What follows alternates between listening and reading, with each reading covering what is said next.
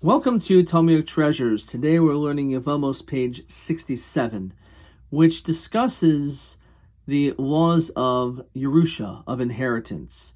It's very clear, explicitly written in the Torah, that in the event that a person has children, the law is, if there's sons and daughters, that the sons are the ones that inherit and not the daughters.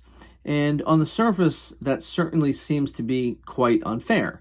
Now, this, of course, is referring to a case where a person will follow exactly the way it's done in the Torah, which certainly is an obligation, unless a person did a different type of stipulation by gifting it to his daughters in a way which is not in the language of an inheritance.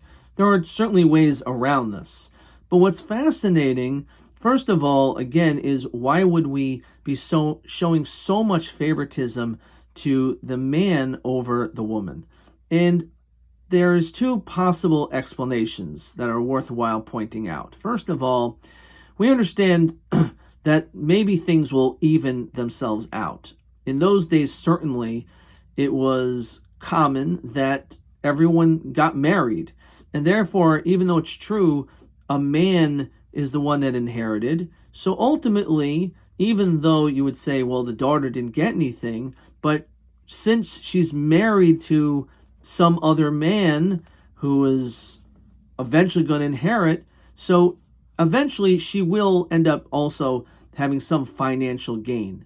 What's also fascinating is that this is only in a case where there is a significant amount of money to go all around. However, if they have what is cited here as only having the chasim mu'atim, only a limited amount of funds, so much so that there's only enough for the daughters or the sons to be able to have food for extended periods of time. And of course, you can imagine a bill for food is quite extensive, especially if we're talking about years and years of having to feed these children who, again, it's possible the parents died and they're at a young age. So the law is that the daughters will always get the mezonot. They will be the ones that will be supported financially. They will be the ones that are able to get food. However, when it comes to the sons,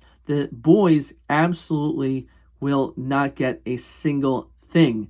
In fact, the Talmud uses a language that the sons literally have to knock on doors asking to be able to get food. So it's a fascinating thing. On the surface, people will say, well, it's clear that men are favored over women. But again, one has to understand the reasons why this is the case. And again, when it comes to a limited amount of funds, we actually will focus more on being sensitive to young women so that they should not have to be begging and banging on doors. Instead, that's something which the boys will be forced to do.